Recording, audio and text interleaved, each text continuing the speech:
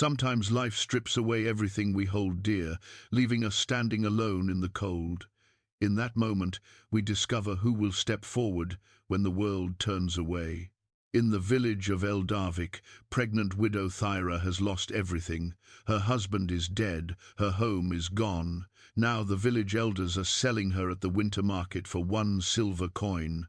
Most people look away, too ashamed to watch, but too afraid to speak up. Then Bjarke Ironfist appears. This giant Viking warrior is known for his fury in battle and his silence everywhere else. He drops the coin and says 4 words that will change everything. You're mine forever. But he doesn't mean ownership, he means protection. What happens when the most feared man in the village becomes her only hope? Before we jump back in, tell us where you're tuning in from, and if this story touches you, make sure you're subscribed, because tomorrow I've saved something extra special for you. The morning sun cast long shadows across the cobblestones of Eldarvik, but Thyra Eriksdottir felt no warmth on her face. She sat huddled against the stone wall of the baker's shop, her thin cloak pulled tight around her swollen belly, watching the village come to life, as it had every day for the past 3 months, without her being part of it. 6 months ago she had been Thyra, the fisherman's wife, walking these same streets with her head high and her hand resting proudly on her growing child. Eric would return from his nets with silver-scaled herring and stories of the sea, his weathered hands gentle as they touched her belly and spoke to the life within. Their small cottage had smelled of bread and dried fish, warmed by a fire that never seemed to die and filled with laughter that echoed off the wooden beams. Now the cottage belonged to Gunnar the merchant, sold to pay Eric's debts. The fire had been cold for months, and the only sound Thyra heard was the hollow ache of her own hunger. She touched the thin band of silver, hidden beneath the frayed edge of her sleeve, Eric's wedding ring, the only thing of value she had left. The metal had grown warm against her skin over the months, as if holding some memory of his touch. She had refused to sell it, even when the village women whispered that pride was a luxury she could no longer afford. Pride doesn't fill an empty belly, old Astrid had said just yesterday, her eyes cold as winter stone. And it won't birth that child when the time comes. But the ring wasn't about pride. It was about remembering that she had been loved once, completely and without reservation, that someone had chosen her, had promised to stand beside her through whatever storms might come. The irony wasn't lost on her that the greatest storm had taken him away. Thyra shifted against the stone wall, feeling the baby turn restlessly within her. 5 more weeks, the village midwife had told her, assuming she could find somewhere warm to spend them. The child kicked now, as if sensing her thoughts, and she placed both hands over the movement. "I know, little one," she whispered. "I'm trying." The village of Eldarvik had always been a place of stark beauty and harder truths. Nestled between towering fjords and the endless grey sea, it survived by the grace of fish runs and the stubbornness of its people. Winter here was not a season, but a siege, and those who couldn't contribute to the common defence were often sacrificed to the greater good. In better times, Thyra had understood this harsh arithmetic.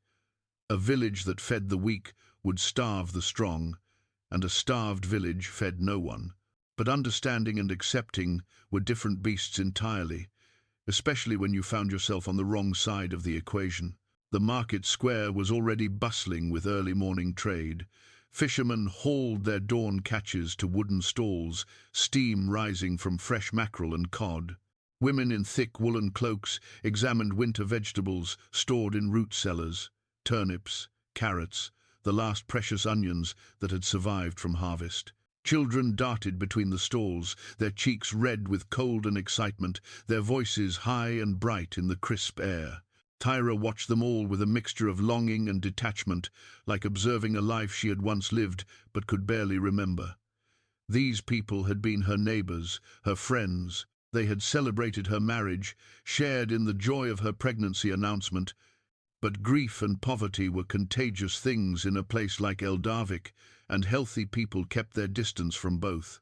The only person who still acknowledged her presence was Magnus the blacksmith, and only because his forge stood directly across from where she spent her days. Sometimes he would nod in her direction, a gesture so small it might have been imagination.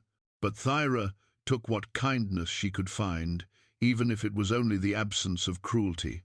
This morning, however, Magnus wasn't at his forge.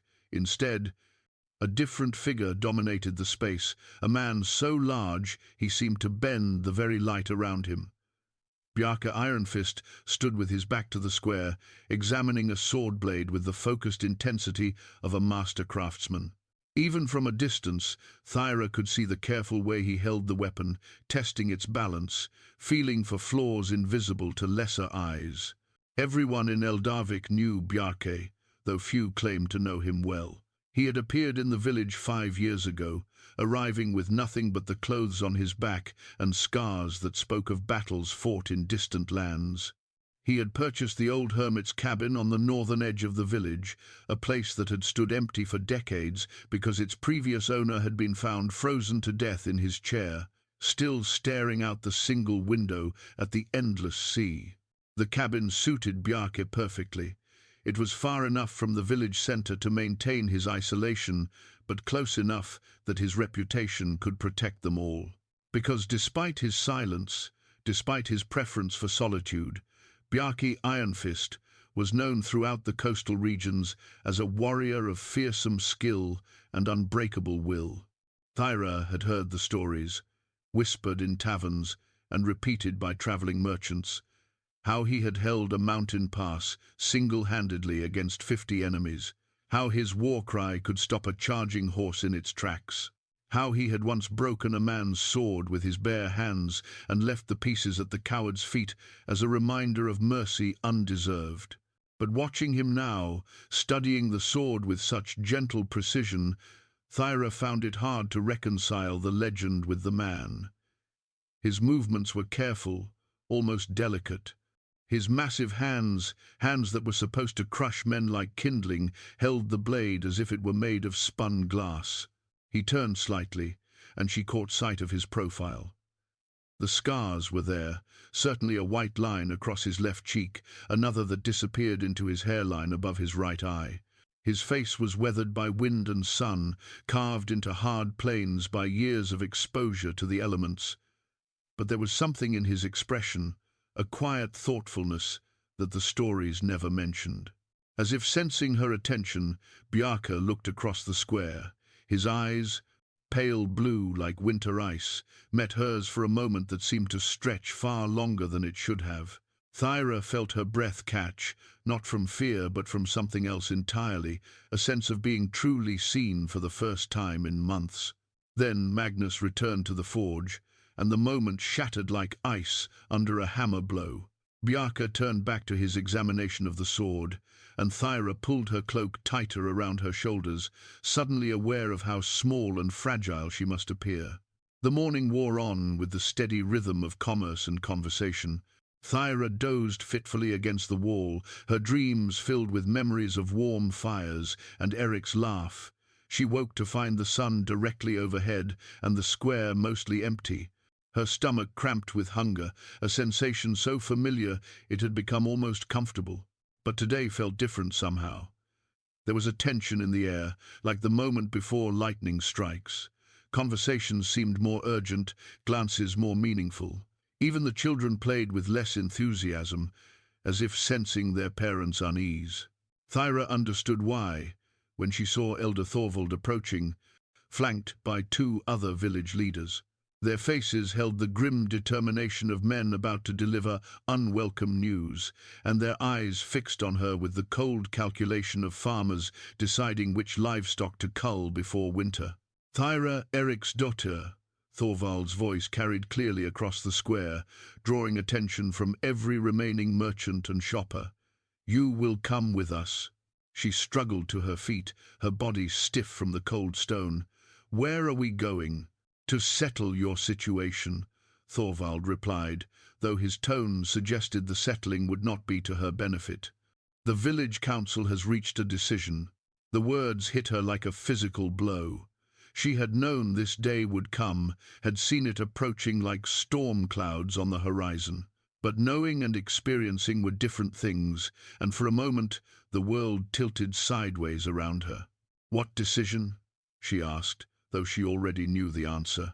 "You cannot continue as you are," Thorvald said, his voice not unkind but implacable as the tide.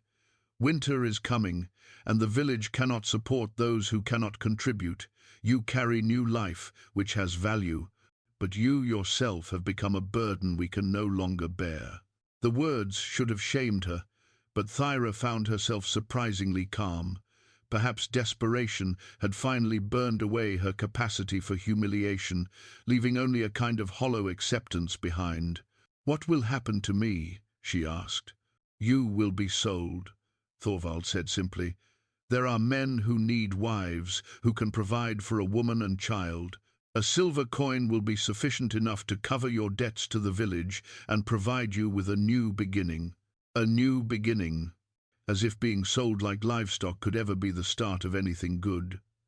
But Thyra said nothing, only nodded and followed the elders toward the center of the square, where a small crowd was already beginning to gather.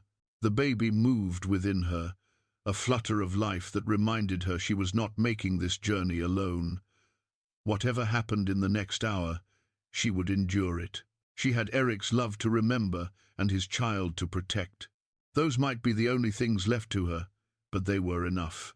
They had to be enough. The wooden platform in the center of the market square had seen many transactions over the years: livestock sales, grain auctions, the occasional public shaming of thieves and debtors.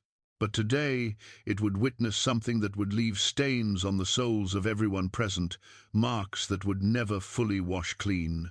Thyra climbed the 3 wooden steps with as much dignity as she could muster, her hand trailing along the rough-hewn rail for support. The crowd that had gathered was larger than she had expected, drawn by the novelty of witnessing a human being sold like cattle.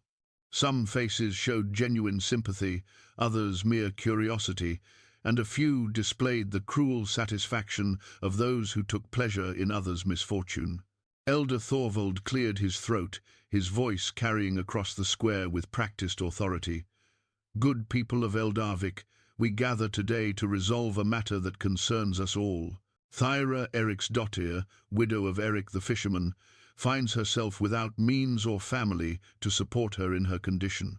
Rather than burden the village through the harsh months ahead, she will be placed under the protection of any man willing to take responsibility for her care." Protection. The word tasted bitter in Thyra's mouth. She knew what it really meant. Ownership, plain and simple. She would become property, a brood mare to bear children and tend hearth for whoever could spare a single coin. "The price is modest," Thorvald continued, producing a small leather pouch from his belt. "1 silver piece to cover her debts and provide a token of good faith. The man who claims her will take responsibility for her welfare and that of her unborn child." A murmur ran through the crowd. 1 silver coin was indeed modest, less than the price of a good hunting knife or a week's worth of salted fish. The message was clear. Thyra's value had fallen so low that even charity had a price. The first potential buyer stepped forward, Olaf the tanner, a man whose breath reeked of the chemicals he used to treat hides. His wife had died 2 winters past, leaving him with 3 young children and a disposition that grew more sour with each passing season. "I'll consider her," Olaf said, circling the platform like a man examining a horse for lameness. "Turn around, woman. Let me see if you're worth even a copper piece." Thyra remained still, her eyes fixed on the horizon beyond the crowd. She would not give them the satisfaction of seeing her humiliation, would not perform like a trained animal for their amusement. "Turn around!" Olaf barked, his patience wearing thin. "She carries a child," Elder Thorvald intervened smoothly. "Her condition is obvious. The question is whether you're prepared to take on both mother and babe." Olaf spat into the dirt. "A mouth to feed before it can work, and a woman who may not survive the birthing. Too much risk for too little reward." He stepped back into the crowd, shaking his head. Next came Sven the rope maker, a man known for his quick temper and quicker fists. His last wife had left him in the dead of night, taking their children and what gold she could carry. The bruises on her face had told their own story, though no one had spoken of them openly. "Can she work?" Sven asked, his eyes narrow and calculating. "She carries a child," Thorvald repeated. "Heavy labor would be unwise until after the birth." "Useless, then," Sven muttered. But he continued his examination anyway, reaching out to grip Thyra's wrist and feel the thin muscle beneath her skin. Weak as a sparrow. What good is a wife who cannot pull her weight? His fingers tightened on her wrist, and Thyra bit back a gasp of pain. The baby stirred restlessly within her, as if sensing the threat. She tried to pull away, but Sven's grip was iron. "Gentle handling is required," Thorvald said, though his voice lacked conviction. Damaged goods serve no one. Sven released her wrist with a dismissive grunt. "Keep her. I need a workhorse, not a decoration." The third man was Lars, the merchant, recently returned from trading ventures in distant lands. His clothes were fine, his manner smooth, but his eyes held the cold calculation of a man who viewed everything in terms of profit and loss. "She's young enough to bear more children after this one," he mused aloud, his gaze traveling over her body with clinical detachment. "Good breeding stock, potentially. But pregnancy makes them willful, gives them ideas above their station. I'd need assurance that she understands her place." "I understand my place perfectly," Thyra said, speaking for the first time since mounting the platform. Her voice was quiet but carried clearly in the still air.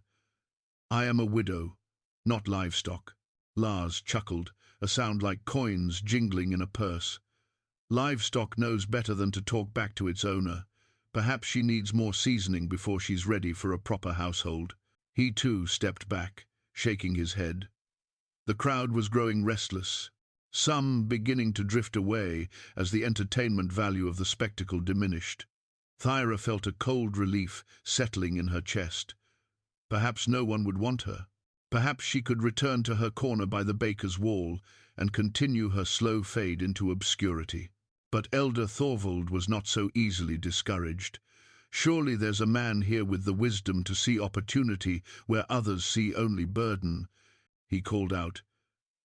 "A pregnant woman needs protection, yes, but she also brings the promise of new life, of continuity for a man's line."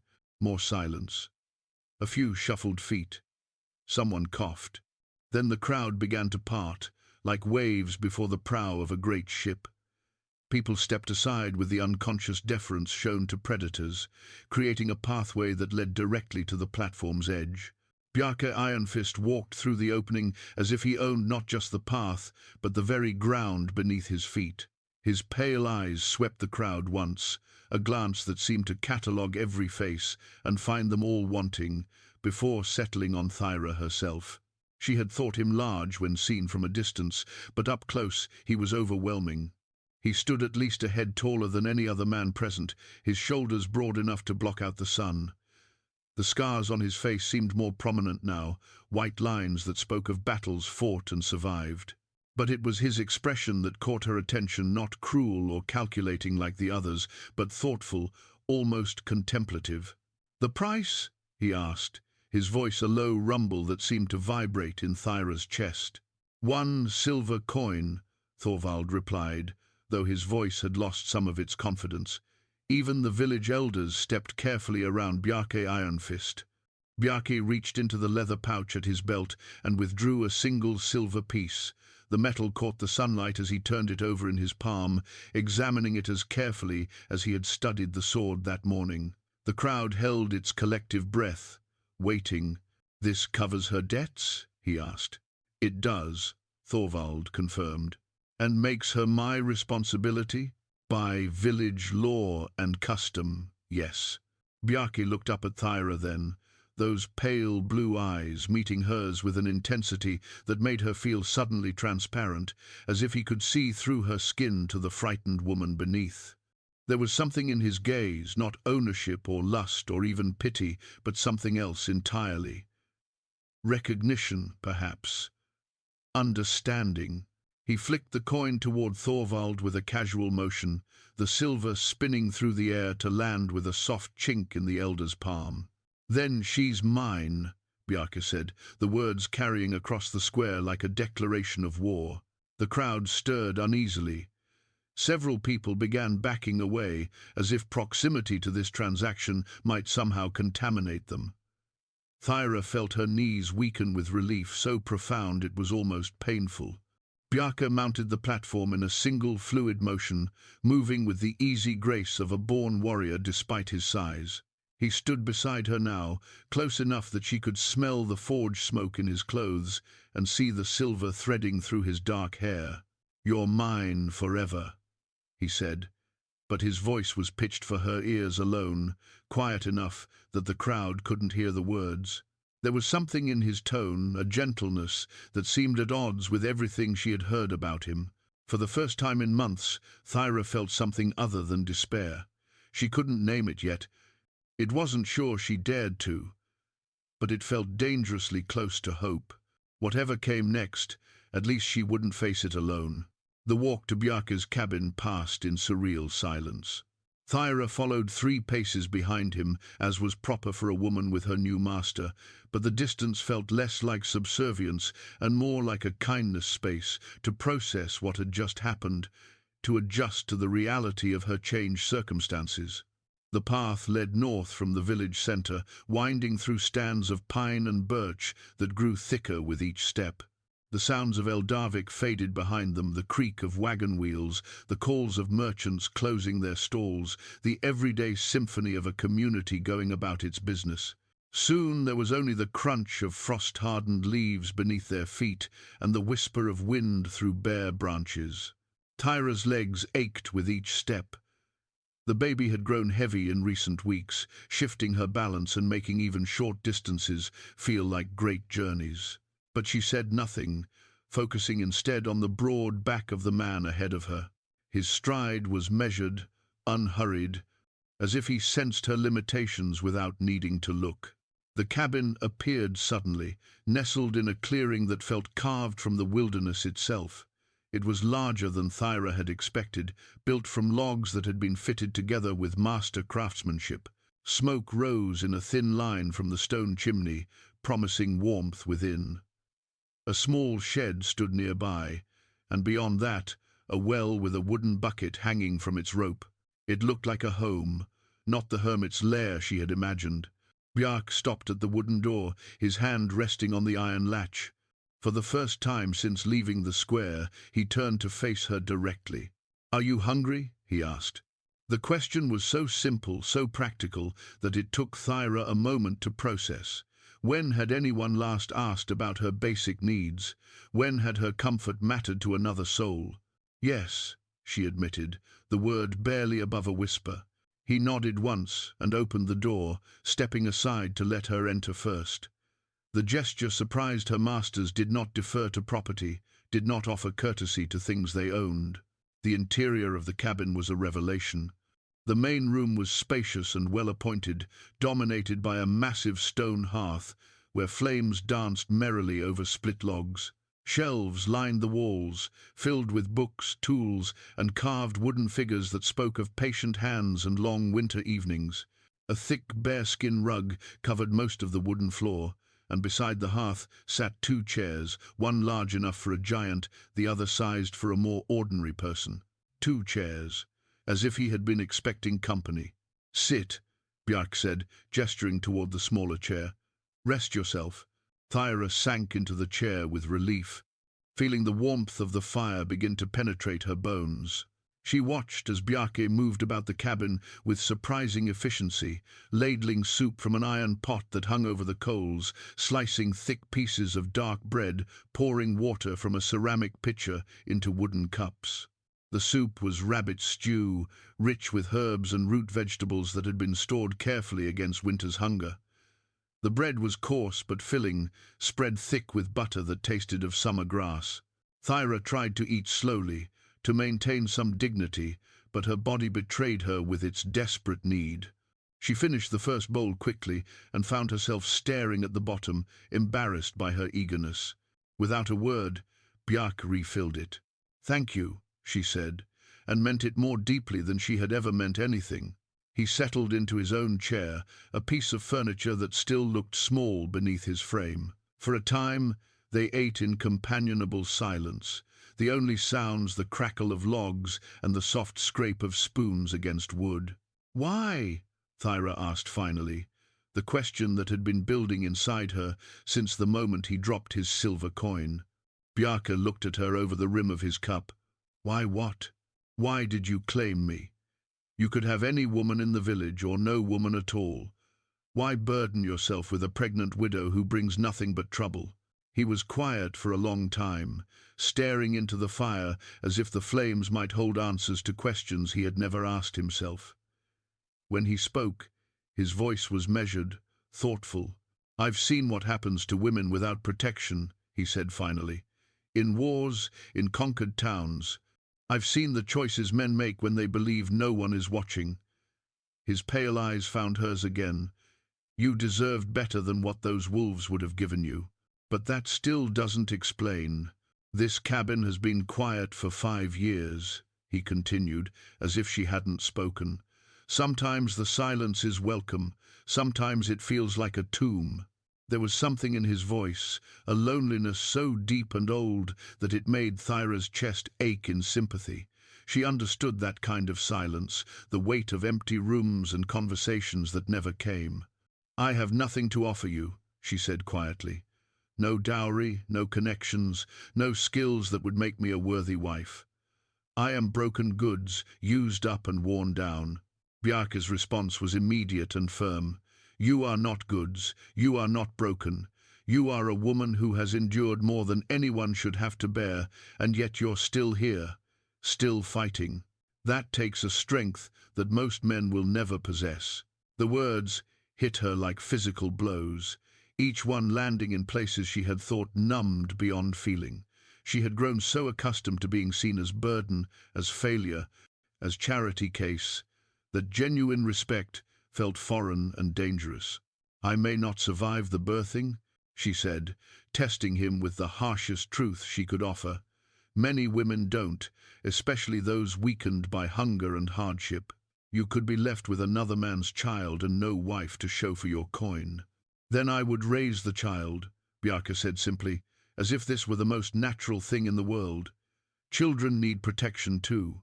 Thyra felt tears threaten for the first time since Eric's death.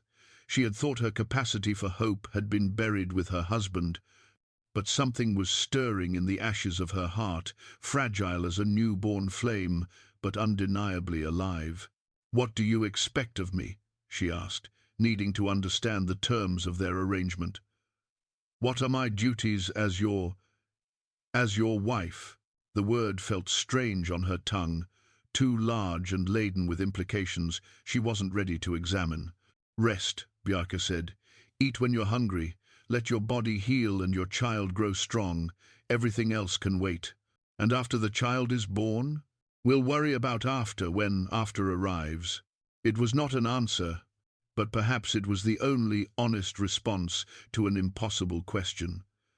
The future stretched ahead of them like unmarked snow, beautiful and terrifying in its uncertainty.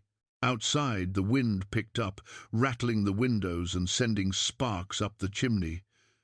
But inside the cabin, Thyra felt safer than she had in months. Not safe that would take time to believe, but safer. It was a beginning. 3 days passed in a strange rhythm of recovery and discovery. Thyra found herself sleeping more than she had in months, her body finally relaxing enough to demand the rest it had been denied. The small bedroom Bjarke had given her, his own, though he never said as much, contained a bed with actual furs and blankets, a luxury she had almost forgotten existed. She woke each morning to find fresh water in the ceramic basin and clothes laid out for her consideration. The garments were simple but well-made woolen dresses in deep blues and browns that had clearly been purchased with her condition in mind. They fit well enough, though she wondered when he had found time to acquire them without her knowing. Bjarke himself remained an enigma wrapped in kindness. He was gone most mornings, returning with fresh game or supplies from the village. He spoke little but seemed to anticipate her needs before she voiced them: a footstool when her ankles swelled, ginger tea when her stomach rebelled, an extra blanket when the fire burned low. On the fourth morning, Thyra felt strong enough to explore beyond the cabin's main room. She found Bjarke in the small workshop attached to the back of the house, bent over a piece of leather he was carefully stitching. The morning light streaming through the single window illuminated his work: tiny shoes, soft-soled and sized for an infant. He looked up as she entered, his face coloring slightly, as if caught in some embarrassing act. "Baby shoes," she observed, unnecessary but somehow needing to name what she was seeing. "Winter will be here soon," he said gruffly, returning to his stitching. "Children need warm feet." The shoes were beautiful, crafted with the same attention to detail she had seen in everything else he touched. The leather was supple, the stitching perfect, the small ties decorated with tiny carved beads. They were made with love, though neither of them would use that word. "You don't have to," she began. "The child will be born into this household," Bjarke interrupted, his voice firm but not unkind. "It will be protected and provided for as any child under my roof should be." His words carried a weight that went beyond mere obligation. Thyra found herself studying his face as he worked, noting the concentration that narrowed his eyes, the careful way his large fingers manipulated the delicate materials. These were not the hands of a mindless warrior, despite what the village stories claimed. "Tell me about the scars," she said impulsively, then immediately wished she could take the words back. "I'm sorry. That was presumptuous." Bjarke's hands stilled for a moment, then resumed their work. "Which ones?" The question surprised her. Most people had one or two significant injuries they might speak of if pressed, but his tone suggested a catalogue of wounds, each with its own story. "The one on your cheek," she said, choosing the most visible mark. "Frankish sword," he replied matter-of-factly. "The wielder thought he was faster than he was. He learned otherwise. But not before he marked me." "Were you raiding? Defending?" His voice took on a harder edge. "They came north looking for easy plunder, found my unit instead. We convinced them to look elsewhere." There was a story beneath those sparse words: violence and danger and choices made in desperate moments. But also duty, protection of something worth defending. Thyra found herself wanting to hear more, to understand the man behind the fearsome reputation. "The village says you held a mountain pass against 50 men, she ventured. Bjarke snorted, a sound that might have been amusement. "The village says many things, most of them wrong. How many was it really? 30? Maybe 35? He glanced up at her with something that might have been humor. "But who counts during a fight?" Despite herself, Thyra smiled, the first genuine expression of happiness she had felt since Eric's death. "So the stories are mostly true?" "The stories make it sound glorious," Bjarke said, his voice growing thoughtful again. "They leave out the fear, the exhaustion, the weight of taking lives. They turn necessary violence into entertainment." "Is that why you came here? To escape the stories?" He was quiet for so long that Thyra thought he wouldn't answer. When he finally spoke, his words were careful, chosen with obvious thought. "I came here because I was tired of being what other people needed me to be," he said. "Tired of being a weapon pointed at their enemies, a tool used and set aside until the next crisis required bloodshed." The small shoes lay forgotten in his hands now, his attention focused entirely on some internal landscape she couldn't see. There was pain in his voice, old and deep as a winter wound that never quite healed. "But when you saw me on that platform," Thyra said quietly, "you became a weapon again. You became what I needed you to be." Bjarke looked at her sharply, as if her words had struck some unexpected target. For a moment, his careful composure cracked, and she caught a glimpse of the man beneath the warrior's mask, someone just as lost and wounded as she was, just better at hiding it. "Perhaps," he admitted finally, "but this time it was my choice." The distinction mattered. Thyra realized. The difference between being used and choosing to act, between obligation and decision. She understood it because she had spent months being acted upon, buffeted by forces beyond her control. The freedom to choose, even in limited circumstances, was a precious thing. "The baby is moving," she said, changing the subject as much for his sake as her own. The intensity of their conversation felt dangerous, too close to truths neither of them was ready to examine. "May I?" Bjarke asked, gesturing toward her swollen belly with surprising hesitancy. Thyra nodded, though her heart began beating faster as he approached. His hand was enormous against her abdomen, warm and calloused from years of sword work. For a moment, nothing happened. Then the baby kicked, a strong movement that pushed against Bjarke's palm. His face transformed wonder, replacing the careful neutrality he usually maintained, genuine joy breaking through his guarded expression like sunrise through clouds. "Strong," he murmured, his voice filled with something approaching awe. "It knows it's protected." The moment stretched between them, intimate in a way that had nothing to do with desire and everything to do with shared hope. For these few heartbeats, they were not master and property, not warrior and burden, but simply two people connected by the miracle of life growing between them. When the baby settled again, Bjarke withdrew his hand slowly, almost reluctantly. But something had changed in the space between them. A barrier lowered, a possibility acknowledged. Neither spoke of it, but both felt the shift like ice, beginning to break in a warming stream. The first storm of winter arrived, 2 weeks after Thyra had come to live at the cabin, announcing itself with winds that howled like hunting wolves and snow that fell in sheets so thick the forest disappeared behind a white curtain.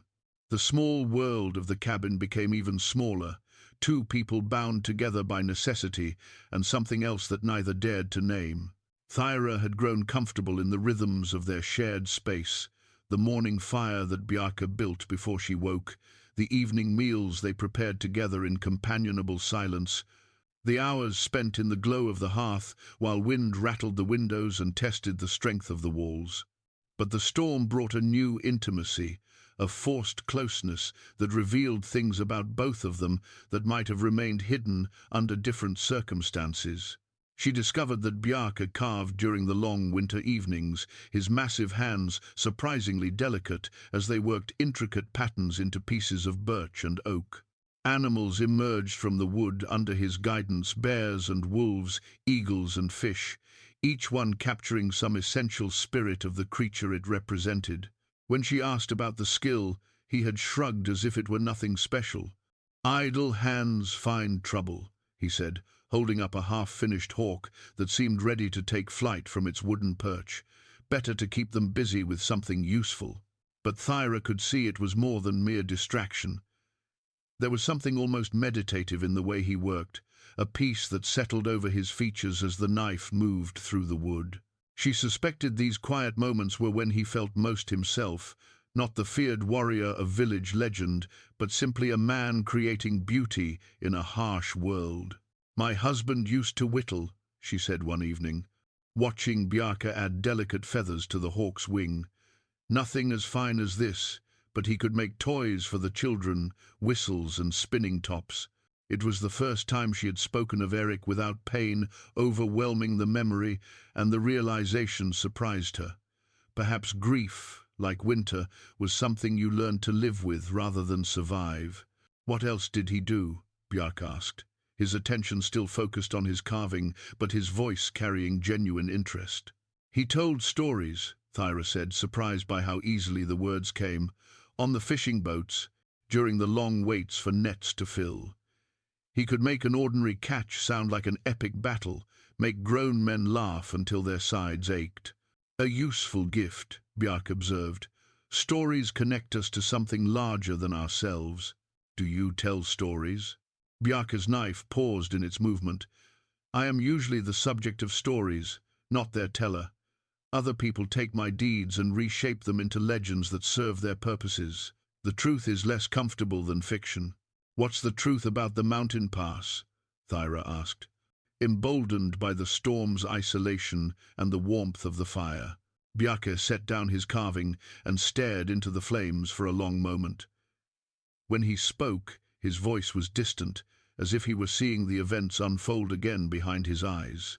We were a scouting party, 12 men sent to assess enemy movements in the northern territories. But the information was wrong. Instead of a small raiding force, we found ourselves facing a full warband heading south toward defenseless settlements. He paused, his hands absently working the carved hawk as he continued. The pass was narrow, maybe 20 feet across at its widest point. Natural bottleneck. If we could hold it long enough, the villagers would have time to prepare defenses or evacuate. But 12 against 30, those weren't odds any sane man would accept. What did you do? What had to be done? Bjarke said simply. My men took positions on the heights with bows, while I held the center. The enemy couldn't bring their full numbers to bear. They had to come at me 2 or 3 at a time. Thyra tried to imagine it one man against an army, standing in a narrow gap, while arrows flew overhead and enemies pressed forward with murder in their hearts. The courage required seemed beyond human possibility. How long did you hold? 6 hours, Bjarke replied, from dawn until midday, when the relief force finally arrived. 6 hours, Thyra repeated, awed by the simple enormity of it. By the end I could barely lift my sword, Bjarke admitted. My shield arm was useless, took an axe blow that cracked the bone. I was fighting on instinct and stubbornness more than skill. But you won. We prevented a massacre, Bjarke corrected. Winning and surviving are not always the same thing. The distinction seemed important to him, and Thyra thought she understood why. Victory implied triumph, celebration, glory earned through superior skill or courage. But survival was grimmer, more desperate, the act of enduring when endurance seemed impossible. Is that how you see what you did for me? She asked quietly. Not victory, but survival? Bjarke looked at her then, his pale eyes reflecting the firelight. I see it as choosing a different story than the one others would have written for you. The baby chose that moment to kick, a movement strong enough to make Thyra gasp and place her hand over the spot. The child was getting stronger each day, its movements more purposeful, as if it too was preparing for the challenges that lay ahead. I think it knows your voice, Thyra said, noticing how the baby seemed to stir whenever Bjarke spoke. It becomes active when you're near. Children respond to strength, Bjarke said, though his voice carried a note of wonder.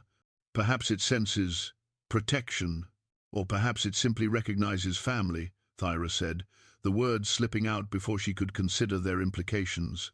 The silence that followed was charged with possibility and danger. Family was not a word to be used lightly, especially not between two people whose relationship existed in the undefined space between convenience and something deeper. But as the storm raged outside and the fire cast dancing shadows on the cabin walls, the word seemed to settle between them like a seed planted in fertile ground, not yet grown into something real, but carrying within it the promise of future bloom. Bjarke returned to his carving, but Thyra noticed his movements were gentler now, as if the wood in his hands had become something precious, something worth protecting. And when he finally set the finished hawk on the mantel beside the other carved figures, it looked less like a solitary hunter and more like a guardian watching over its home. The storm would pass, as all storms eventually did, but the quiet understanding that had grown between them during its fury, that would remain long after the snow had melted and spring returned to the northern forest. The storm passed after 3 days, leaving the world transformed beneath a blanket of pristine snow. But the peace Thyra had found within the cabin's walls did not survive the return of the outside world. The first visitor arrived on a crisp morning when the sun turned the snow-covered clearing into a field of diamonds. Thyra was kneading bread dough when the knock came sharp, insistent, demanding attention. Through the window, she saw a figure bundled in dark furs, stamping snow from his boots with obvious irritation. Elder Thorvald. Bjarke opened the door with his usual measured calm, but Thyra could see the tension in his shoulders, the way his hand instinctively moved toward where his sword would normally hang. "Elder," Bjarke said, his voice carefully neutral, "what brings you so far from the village in such weather?" Thorvald stepped inside without invitation, his sharp eyes immediately seeking out Thyra. She continued working the dough, refusing to show how his presence made her skin crawl with remembered humiliation. "I come with concerns from the village council," Thorvald announced, shaking snow from his cloak. "There have been questions about your arrangement here." "What manner of questions?" Bjarke asked, though his tone suggested he already knew and disapproved of the answers. "People wonder if the woman is being treated as a proper wife should be," Thorvald said, his gaze lingering on Thyra with obvious calculation. "Some suggest that perhaps the transaction was not complete." Thyra's hands stilled in the dough. The implication was clear enough. The village wanted proof that Bjarke had claimed his property in the most basic way possible. They wanted to know if she had been bedded, if the silver coin had purchased not just her body, but her compliance. "My marriage is not subject to the village council's approval," Bjarke said, his voice dropping to a dangerous quiet. "What happens in my house is my concern alone. Under normal circumstances, yes," Thorvald agreed, though his tone suggested anything but agreement. "But these are not normal circumstances. The woman was sold to resolve a debt to the community. If she is not being treated as a wife, perhaps the arrangement should be reconsidered." The threat was subtle but unmistakable. If Bjarke didn't demonstrate ownership through physical dominion, the village might decide to reclaim their property and find a more suitable buyer. "I see," Bjarke said, and Thyra heard ice forming in those two simple words. "And what would constitute proof of proper treatment in the council's opinion?" Thorvald's smile was thin as a blade. "A wife quick with child is evidence of a husband's satisfaction. But this one was already breeding when you claimed her. Perhaps a second child, conceived under your roof, would silence the doubters." The words hit Thyra like physical blows. They wanted her pregnant again immediately, wanted proof of Bjarke's use written in her body for all to see. The bread dough beneath her hands seemed to mock her with its promise of nourishment and normal life. "I will consider your counsel," Bjarke said, moving toward the door with clear dismissal in his posture.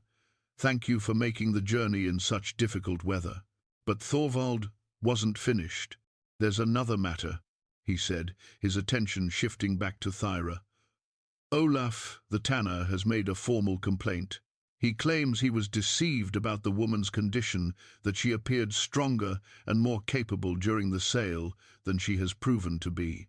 "What does that mean?" Thyra asked, finding her voice despite the fear crawling up her throat. "It means Olaf believes he was cheated of a fair chance to examine the goods," Thorvald replied bluntly. "He demands the right to inspect what he might have purchased, to determine if fraud was involved." The room went deadly quiet. Even the fire seemed to whisper more softly, as if afraid to draw attention to itself. Thyra felt the baby move restlessly within her, responding to her elevated heartbeat and racing thoughts. "No," Bjarke said, the word falling like a stone into still water. "The law supports his request," Thorvald pressed. "If goods are sold under false pretenses—" "She is not goods," Bjarke interrupted, his voice carrying the kind of authority that had once commanded armies. "She is my wife, under my protection. Any man who lays a hand on her will answer to me personally." Thorvald stepped back involuntarily, some primitive instinct, recognizing the predator that had suddenly revealed itself beneath Bjarke's civilized veneer. But he rallied quickly, drawing himself up with wounded dignity. "You cannot threaten a village elder," he said, though his voice lacked its earlier confidence. "I make no threats," Bjarke replied calmly. "I state facts, touch what is mine, and face the consequences." After Thorvald left, the cabin felt smaller somehow, as if the walls had drawn closer during the confrontation. Thyra continued working the bread dough long past the point of necessity, needing the familiar motion to keep her hands steady. "They'll be back," she said finally. "Yes," Bjarke agreed, "with more demands, more tests of our arrangement. What they want making me pregnant again immediately, it would kill me," Thyra said quietly. "My body isn't ready. The midwife said I need months to recover from this birth before I could safely carry another child."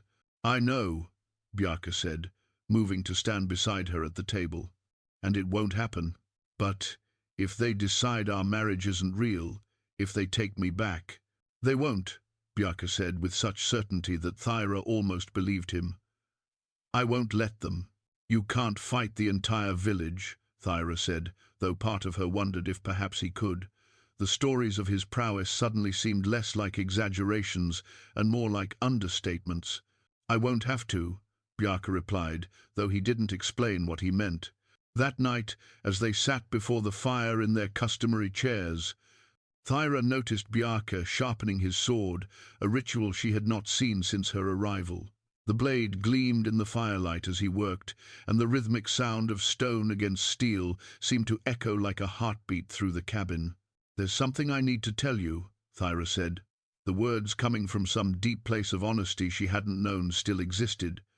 "About Eric's death."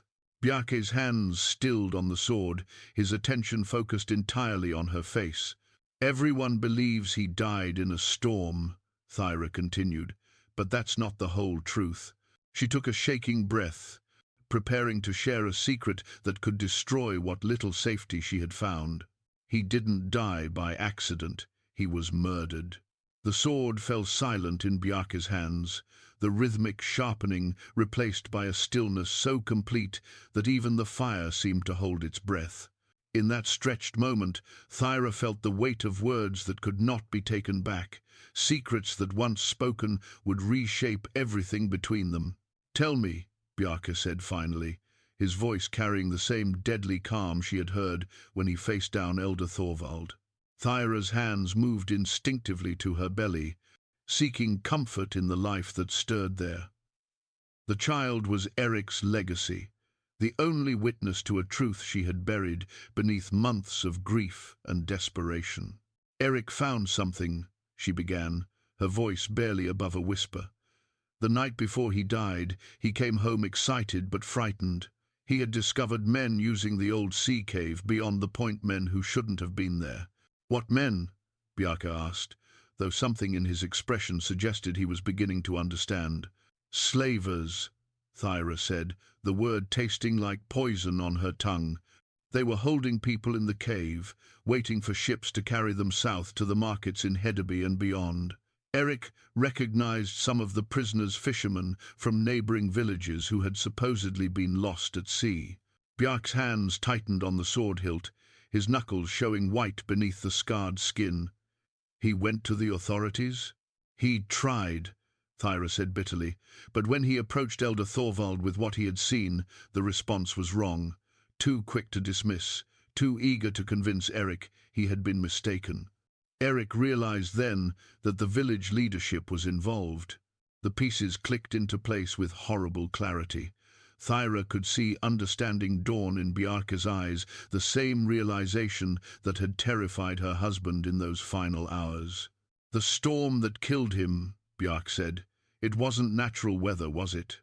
"Eric was planning to take his suspicions to the regional jarl," Thyra continued, "but before he could leave, word came that his nets were damaged in the night cut, not torn by weather. He had to go out to repair them or lose the entire fishing season. I begged him to wait, to take other men with him, but he said we couldn't afford the delay." Thyra's voice broke as she remembered that final morning. Eric kissing her forehead, his hands gentle on her small belly, promising to return before sunset with fish for their table and answers to his questions. "They followed him out," she whispered, "waited until he was far from shore, then rammed his boat, made it look like an accident, like he had been caught in a sudden squall. By the time the search boats found him, there was nothing left but pieces of his hull and his body floating face down in the waves." The fire crackled in the hearth, indifferent to the human tragedy being revealed in its light. Bjarke stood slowly, the sword still gripped in his hand, his massive frame radiating a fury that seemed to heat the air around him. "You know this for certain?" he asked. Eric's friend, Magnus, saw boats heading toward the fishing grounds that morning.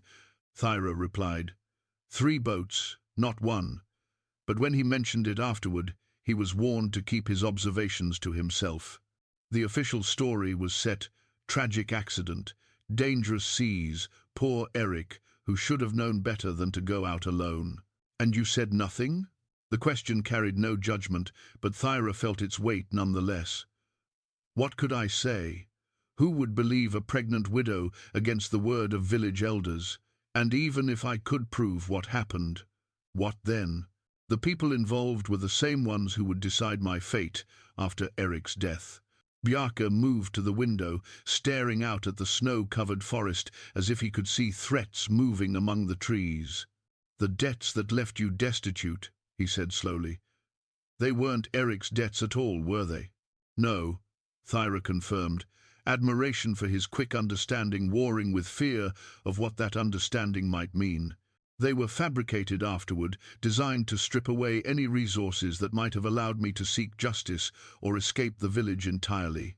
Every silver piece Eric had saved, every tool and net, all of it, claimed to satisfy obligations that never existed. Making you dependent on village charity," Bjarke continued, the pattern becoming clearer. "Ensuring you would be grateful for whatever scraps they threw you, too desperate to ask dangerous questions.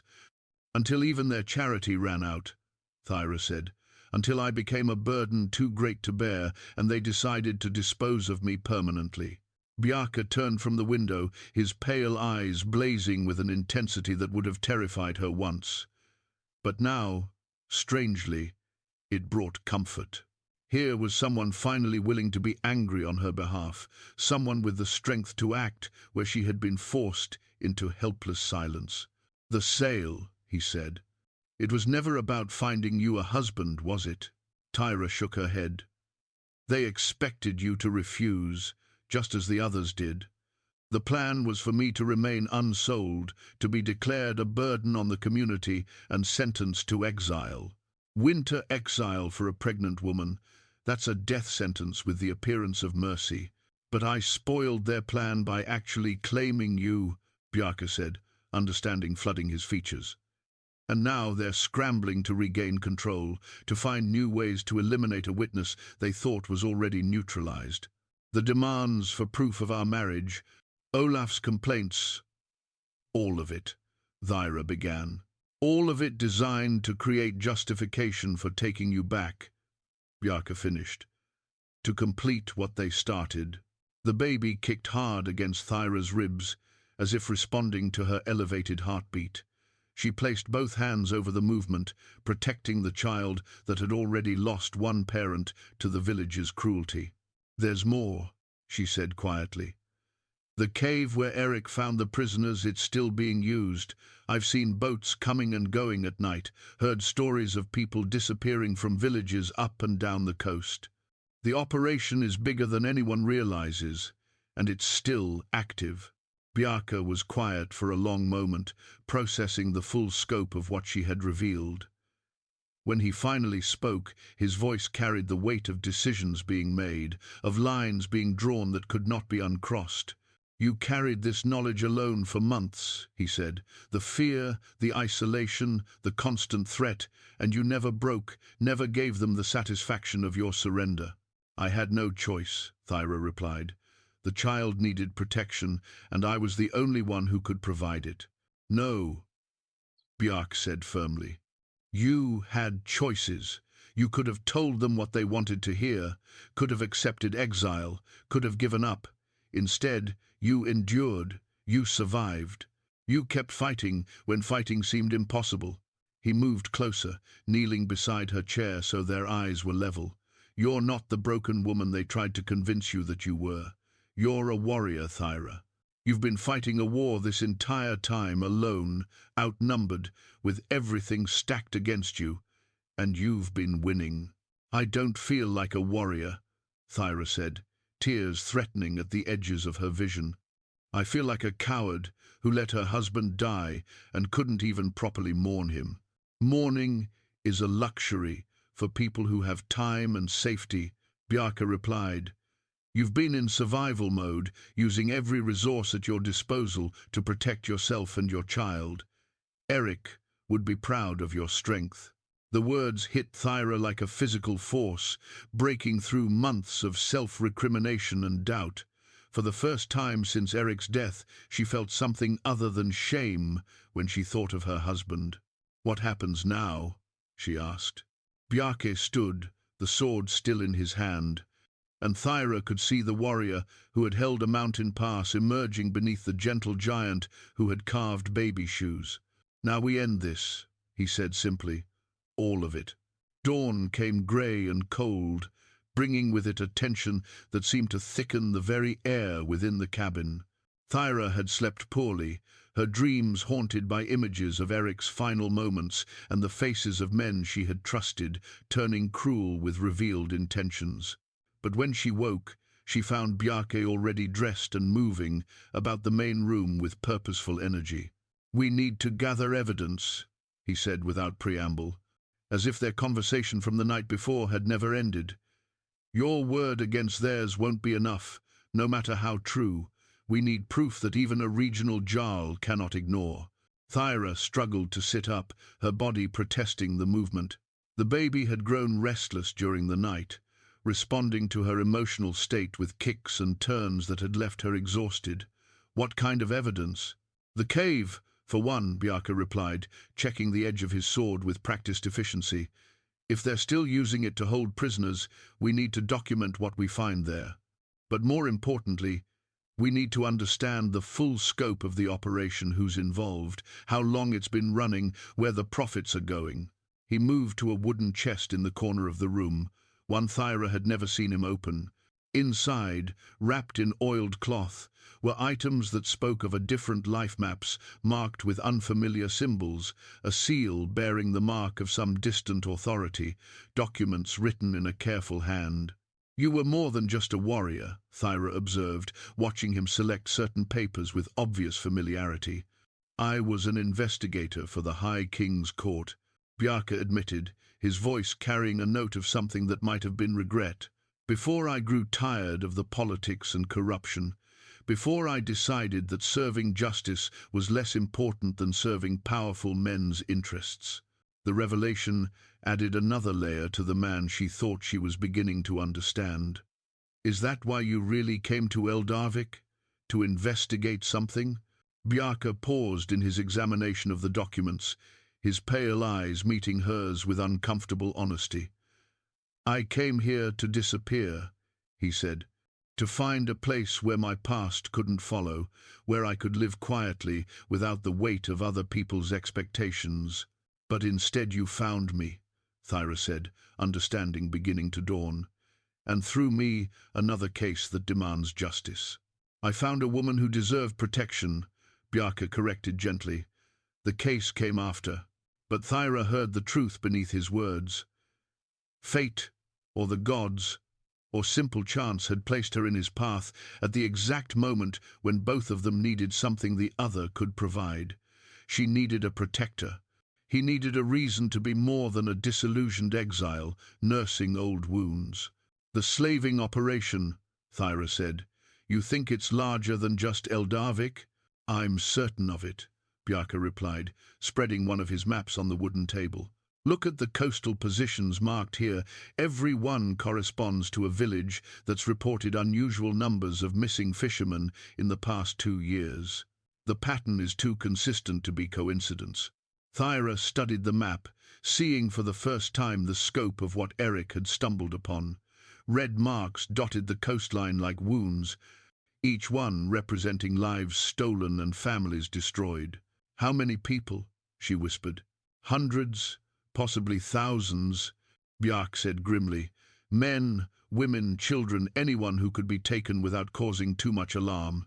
The slavers target the most vulnerable first: widows, orphans, people with no powerful families, to demand investigations. People like me, Thyra said, the full horror of her situation becoming clear. If you hadn't claimed me, if I had been exiled as they planned, you would have been captured within hours of leaving the village, Bjarke confirmed. Sold as pregnant breeding stock to buyers who wouldn't ask questions about your origins. The baby moved within her as if responding to the conversation, and Thyra placed protective hands over her belly. My child would have been born into slavery. Not just your child, Bjarke said, his voice tight with controlled anger. Every child born to women they've taken, a whole generation condemned to bondage before they drew their first breath.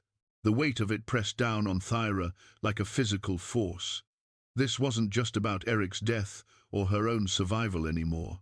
It was about justice for countless victims, about preventing future atrocities, about ensuring that the cycle of cruelty finally ended. "What's our plan?" she asked, surprised by the steadiness in her own voice. Bjarke looked at her sharply. "Our plan? You don't think I'm going to sit here warming myself by the fire while you risk everything to avenge my husband and save strangers I'll never meet," Thyra said. "This started with Eric's discovery. I have a right to see it finished." "You're pregnant," Bjarke pointed out. "And the people we're dealing with have already murdered once to protect their secrets. They won't hesitate to kill again." "Which is exactly why I need to be involved," Thyra insisted. "I'm the only witness to what Eric discovered, the only person who can testify to the connection between his murder and the slaving operation. Without my testimony, you have circumstantial evidence at best." Bjarke was quiet for a long moment, studying her face as if looking for signs of doubt or fear.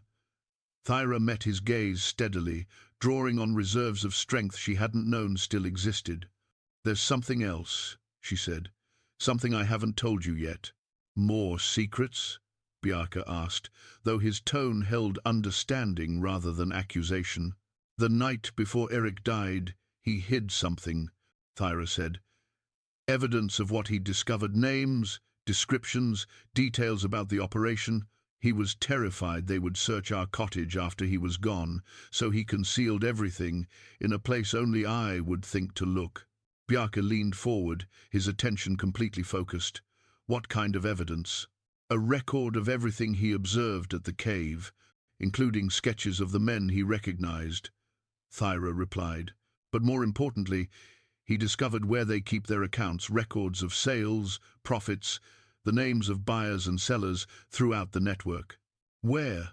Bjarke asked, though his voice suggested he already suspected the answer would be both valuable and dangerous. "Hidden in Elder Thorvald's private study," Thyra said. "Eric saw them there when he tried to report what he'd found. Thorvald made the mistake of leaving the door open while he spoke to someone else in the next room." Bjarke sat back in his chair, absorbing the implications. "So, we need to recover Eric's hidden evidence and somehow gain access to Thorvald's study to confirm what he recorded." "It gets worse," Thyra continued. "The accounts Eric glimpsed showed payments to someone called the Northern Wolf, large sums, far more than what the village operation could generate on its own." "The Northern Wolf," Bjarke repeated, his voice taking on a dangerous edge. "I know that name. Ragnar Bloodaxe, a war chief who's been building power in the Northern Territories. If he's backing this operation, it explains how it's grown so large and why no official investigations have been launched." "You know him personally?" "I've crossed paths with him," Bjarke said grimly. "He was one of the reasons I left my position at court. Too much influence, too many connections, too willing to sacrifice innocent lives for political gain." Thyra felt ice forming in her stomach. "So we're not just fighting village elders and local slavers, we're taking on a war chief with resources and connections throughout the region." "Yes," Bjarke said simply. "But that also means we can't afford to fail. If Ragnar realizes his operation has been discovered, he'll move to eliminate all evidence and witnesses. This village, everyone in it, they'll all disappear overnight." The magnitude of what they were contemplating pressed down on Thyra like a weight almost too great to bear. But alongside the fear came something else, a fierce determination that surprised her with its intensity. "Then we'd better make sure we succeed," she said. Bjarke studied her for another long moment, then nodded slowly. "The plan needs to be precise. We get Eric's evidence first, then find a way into Thorvald's study to gather the financial records. Once we have proof of the full operation, we take it directly to the High King's justice." "What about the current prisoners?" Thyra asked. "If there are people being held in the cave, we free them as part of the final assault," Bjarke said. "But we can't move on the cave until we have enough evidence to bring down the entire network. Otherwise, they'll just relocate the operation and start over somewhere else." Thyra placed her hands on her belly, feeling the child move restlessly within her. In a few weeks, this baby would be born into a world where its parents were either heroes or corpses, where justice had either triumphed or been buried beneath political convenience and criminal profit. "When do we start?" she asked. "Tonight," Bjarke replied, reaching for his sword. "Under cover of darkness, when honest people are sleeping and only the guilty are awake to see us coming." Outside, the wind picked up, rattling the windows and sending snow swirling across the clearing. It sounded like the whisper of ghosts seeking justice, like the voices of all who had suffered, demanding that their pain finally have meaning. Thyra touched Eric's ring beneath her sleeve, drawing strength from the metal that had grown warm against her skin. Tomorrow, one way or another, she would either honor his memory or join him in whatever place awaited those who died trying to do what was right. But tonight, she would prepare for war. The village of Eldarvik slept beneath a blanket of stars and fresh snow, its cottages dark except for the occasional flicker of a banked fire through shuttered windows. But two figures moved through the shadows like ghosts seeking justice, their footsteps muffled by the white powder that covered every surface. Thyra followed Bjarke along the forest path that led to the village outskirts, her breath forming small clouds in the frigid air. The baby had been restless all evening, as if sensing the tension that thrummed through her body, but now it lay still, perhaps understanding that silence was survival. They reached the ruins of Thyra's old cottage first, the place where she and Eric had built their brief happiness before death, and greed tore it away. The structure stood empty now, its windows dark and door hanging open like a mouth frozen in a silent scream. "He hid it in the root cellar," Thyra whispered, leading Bjarke round to the back of the cottage where a wooden door lay flush with the ground. The cellar was exactly as Eric had left it, shelves lined with empty jars that had once held preserved fish and vegetables, barrels that had stored grain for the winter months they would never see together. But in the far corner, behind a loose stone in the foundation, Eric had concealed his final gift to justice. Thyra's fingers found the hiding place by memory, pulling away the stone to reveal a wrapped bundle of oiled leather. Inside were pages covered in Eric's careful handwriting observations, sketches, names of men he had recognized among the slavers.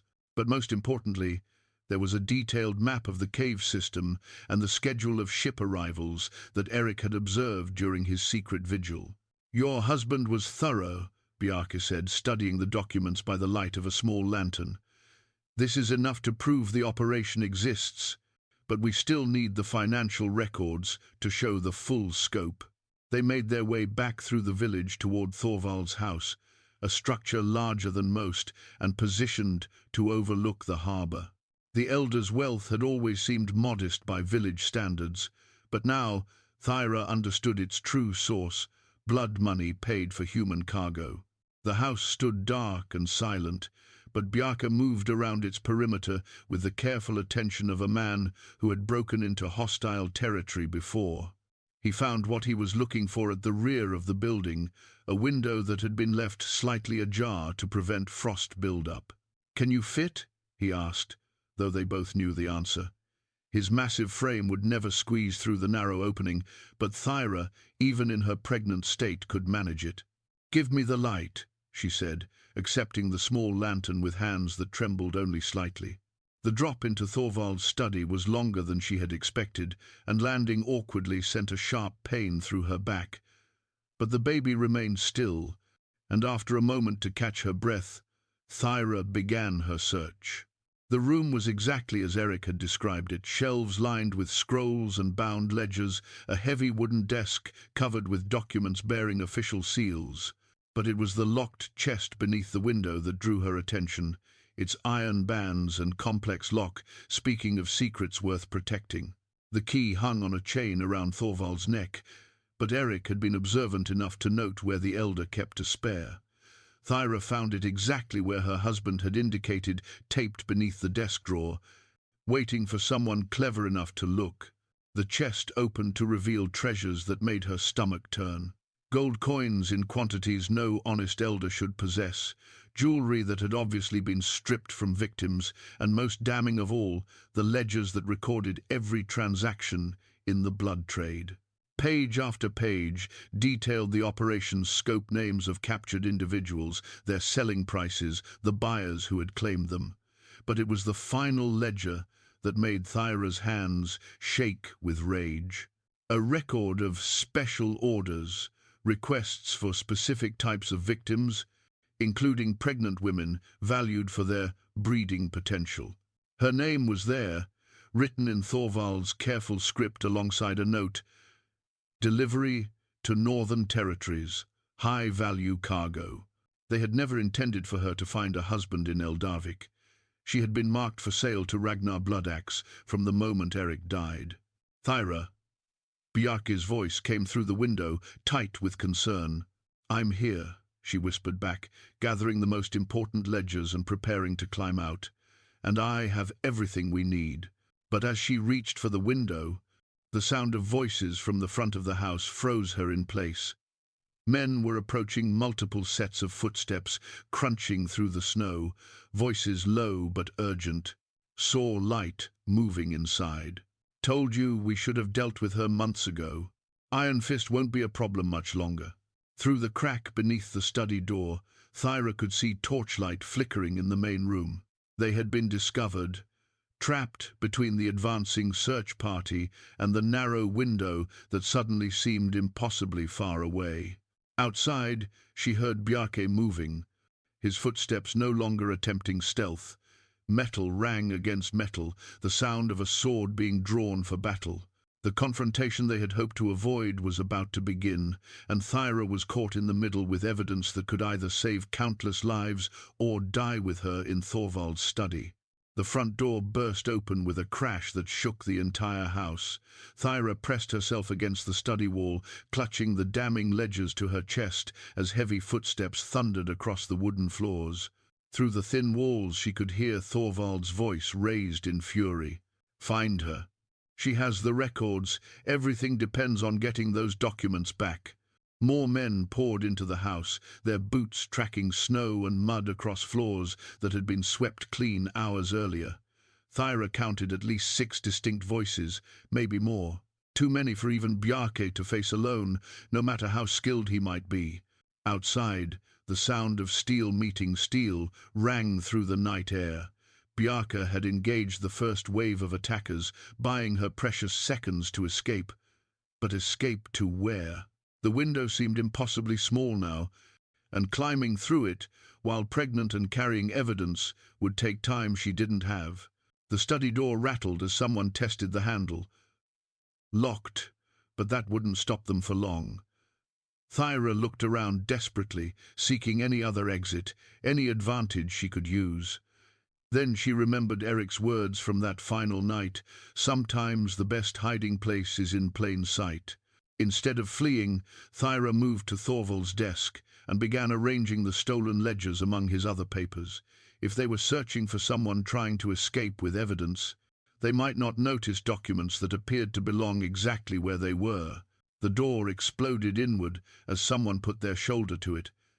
Sven, the rope-maker, stood in the doorway, his face twisted with rage and a heavy cudgel in his hand. Behind him, Lars the merchant held a torch high, casting dancing shadows across the room. "Where is she?" Sven snarled, his small eyes scanning the space. "Check behind the desk," Lars ordered, "and search that chest if she found the gold." They moved through the study like wolves hunting wounded prey, overturning furniture and scattering papers. But their attention was focused on finding a cowering woman, not on examining documents that looked like they belonged to the room's owner. Thyra held her breath, pressed flat against the wall behind a tall bookshelf, the baby completely still within her, as if understanding the need for absolute silence. The men were close enough that she could smell their sweat and hear their labored breathing as they searched.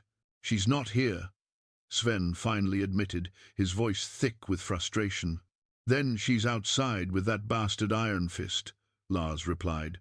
"Come on, Thorvald wants them both alive if possible, but dead will serve just as well." They rushed from the study, leaving destruction in their wake, but taking no notice of the ledgers that had been their primary objective. Thyra waited until their footsteps faded before emerging from her hiding place and quickly gathering the scattered evidence. Outside, the battle was intensifying. Through the study window, she could see Bjarke moving like a force of nature through his attackers. His sword sang through the air in precise arcs, each strike finding its target with deadly efficiency. But more men kept coming, emerging from houses throughout the village like a nest of vipers, finally revealing their true nature. Thyra realized with growing horror that the conspiracy was even larger than they had suspected. Half the village seemed to be involved. Men she had known since childhood, now revealed as willing participants in murder and slavery. She had to reach Bjarke, had to get the evidence to safety before sheer numbers overwhelmed even his legendary skill. But as she moved toward the window, pain shot through her lower back, sharp and insistent, unlike anything she had felt before. The baby was coming. Not now, she thought desperately. Not when everything depended on her ability to move, to fight, to escape. But her body had its own priorities, and months of stress and fear were finally demanding payment. Another contraction seized her, stronger than the first, doubling her over with its intensity. She gripped the window frame, breathing through the pain as she had seen other women do, waiting for it to pass. Through the glass, she saw Bjarke break free from his immediate attackers and look toward the house. Their eyes met for a moment across the distance, and she saw him understand what was happening. His face transformed, rage and protectiveness warring with tactical necessity. He couldn't abandon the fight to help her. There were too many enemies, and their only chance of survival lay in his ability to hold them off. But he also couldn't leave her to face childbirth alone while killers searched the house for evidence that could destroy them all. "Go!" Thyra mouthed through the window, gesturing toward the path that led to the cave. The prisoners held there were still part of this nightmare, still waiting for someone to free them from their chains. Bjarke hesitated for a heartbeat, then nodded grimly. He drove his sword through the nearest attacker and began fighting his way toward the harbor, drawing the pursuit away from the house. Alone now, except for the life demanding to be born, Thyra clutched the ledgers that represented justice for Eric and hope for countless victims. She had to survive this night not just for herself, but for everyone whose freedom depended on the truth finally being revealed. Dawn painted the sky in shades of gold and crimson, but the light that broke over Eldarvik revealed a village transformed. The harbor that had once bustled with honest fishermen now hosted royal ships bearing the banner of the High King's justice. Armed men moved through streets where slavers had operated in shadow, bringing order to a place that had thrived on corruption. Thyra sat in the cabin that had become her sanctuary, holding her newborn daughter against her chest while the world outside settled into its new reality. The child had arrived with the sunrise, born into freedom her mother had fought to secure. She was perfect, 10 tiny fingers, 10 tiny toes, and Eric's eyes looking up with the wonder of someone seeing light for the first time. "She's beautiful," Bjarke said from the doorway, his voice soft with exhaustion and something deeper. His left arm hung in a sling, wounded during the final assault on the cave, but his pale eyes held a peace Thyra had never seen before. "The prisoners?" she asked, though she already knew the answer from his expression. "Free," Bjarke replied, settling carefully into the chair beside her bed. 43 people liberated from that hell, including children who hadn't seen sunlight in months. The ships are already carrying them home to families who thought them dead. Thyra closed her eyes, feeling a weight lift from her shoulders that had been there so long she had forgotten what it felt like to stand straight.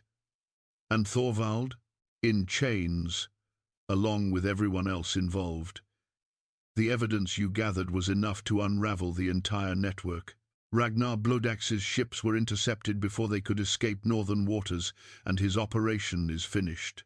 The justice felt surreal after months of helplessness and fear. Eric's death had finally been answered. The truth, he died, protecting, finally set free to heal the wounds it had exposed. The king's investigators want to speak with you, Bjarke continued. When you're ready, your testimony will ensure that everyone involved faces full punishment, and the families of victims will receive compensation from the slavers' seized assets. And you? Thyra asked, studying his scarred face. Will you return to your old position? Bjarke was quiet for a moment, his gaze moving between her face and the baby sleeping peacefully in her arms. They offered, he admitted, said the realm needs men who understand both justice and mercy, who can fight when necessary, but know when fighting ends. That doesn't answer my question. I told them I had other obligations, Bjarke said, his voice carrying a warmth that made Thyra's heart skip. A family that needs protection, a daughter who deserves to grow up knowing what safety feels like. A daughter. He had claimed the child as his own, without hesitation, just as he had claimed Thyra herself when the world had abandoned her. The silver coin he had paid for her seemed a lifetime ago, though it had been less than 2 months. She needs a name, Thyra said, looking down at the tiny face that held such promise. What would Eric have wanted? Bjarke asked. Thyra considered the question, remembering her husband's dreams for their unborn child. He always said if we had a daughter, he wanted to name her Astrid for the stars that guided fishermen home safely. Astrid, Bjarke repeated, testing the sound. A good name for a brave girl born to a braver mother. And what will we tell her about her father? Thyra asked. Both of them? Bjarke leaned back in his chair, his expression thoughtful. We'll tell her the truth, that Eric died protecting innocent people, and that love sometimes means sacrificing everything for those who cannot protect themselves, and that families aren't always born, sometimes they're chosen, forged in difficulty and strengthened by choice. Outside, the sounds of normal village life were beginning to return. People emerged from their homes tentatively, like animals emerging from hiding after a storm. Not everyone had been involved in the conspiracy, and those who remained would need to rebuild trust and community from foundations that had been shattered by betrayal. Will we stay here? Thyra asked, suddenly uncertain about their place in this transformed world. Would you want to? Bjarke replied. This cabin has been a refuge, but you're free now to choose where you belong. Thyra looked around the room where she had found safety, where she had learned to hope again, where she had given birth to new life. The wooden walls had witnessed her transformation from broken widow to fierce mother, from helpless victim to active fighter for justice. I think, she said slowly, that this place stopped being about geography some time ago. Home isn't the cabin, or the village, or any particular location. What is it then? It's you, Thyra said simply, the words carrying all the weight of truth hard won. And me, and her. It's the choice to stand together when the world tries to tear us apart. Bjarke reached out with his uninjured hand, his fingers gently touching the baby's tiny fist. Astrid stirred at the contact, but didn't wake, secure in the knowledge that she was protected, that she belonged to people who would fight for her right to exist safely in the world. Then we'll stay, he said, and we'll build something better than what came before. A family, a community, a place where children can grow up knowing that justice and mercy aren't mutually exclusive. Through the window, Thyra could see the harbour where royal ships still anchored, ensuring that the transition to honest governance proceeded smoothly. But beyond them, the endless sea stretched toward horizons full of possibility. Eric's ring still hung around her neck beneath her shift, warm against her skin, as it always was. But now it felt less like a weight of grief and more like a blessing, a reminder that love endured beyond death, that some things were worth any sacrifice to protect. Baby Astrid opened her eyes, blue like her father's had been, and gazed up at the two people who had chosen to be her family. In that gaze, Thyra saw the future, uncertain perhaps, but filled with the kind of hope that could only come from knowing that someone would always stand between you and the darkness. Outside, Eldarvik began the slow work of healing. Three people who had found each other in the deepest cold began the even slower work of building a life worth living. It was enough. It was more than enough. It was everything